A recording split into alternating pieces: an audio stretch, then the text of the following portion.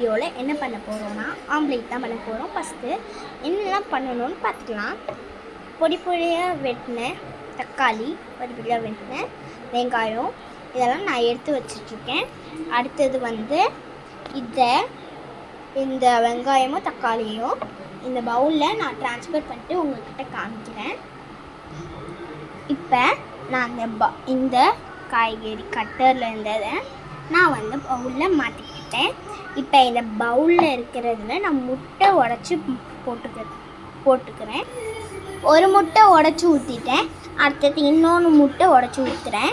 பாருங்கள், இன்னொன்று முட்டையும் உடச்சி ஊற்றிட்டேன். அது ஸ்பூன் எடுத்துக்கிறேன். ஸ்பூன் எடுத்து நல்லா கிண்டிக்கிறேன்.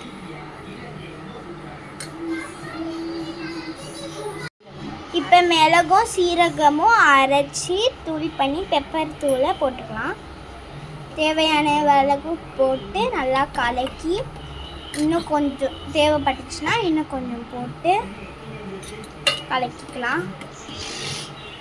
நல்லா கலக்கினதுக்கப்புறம் இப்போ அடுப்பு பற்ற வச்சாச்சு. இப்போ எண்ணெய் பாட்டில் எடுத்துக்கிறேன். எண்ணெய் பாட்டிலை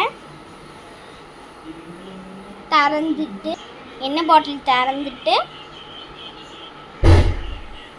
கொஞ்சம் 1/2 ஸ்பூன் எண்ணெய் எடுத்து ஊற்றிக்கிறேன். சுற்றி ஊற்றிட்டு இப்போ நம்ம ரெடி பண்ணி வச்சுருந்த ஆம்லேட்டை மிக்ஸை இதில் மேலே ஊற்றிக்கலாம். நல்லா ஊற்றிட்டு இதை நல்லா பரப்பிடலாம்.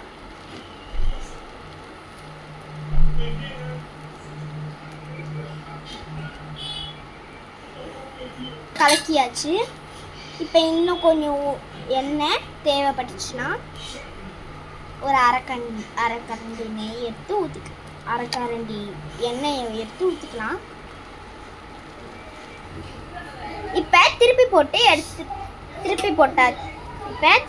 எடுத்தாச்சு. இப்போ வந்து இது நல்லா வந்து அமுக்கி விடலாம். அமுக்கி விடுறனால நல்லா இந்த மாதிரி ஆயிரும். எடுத்து பார்க்கலாம். நல்லா ஆயிடுச்சு.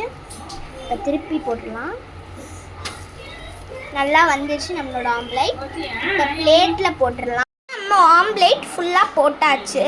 நான் கொஞ்சம் மேலே சாஸ் ஊற்றியிருக்கேன். இதுக்கு தோசையை வச்சு சாப்பிட்டோன்னா சூப்பராக இருக்கும். நீங்களும் வீட்டில் இதை ட்ரை பண்ணி பாருங்கள்.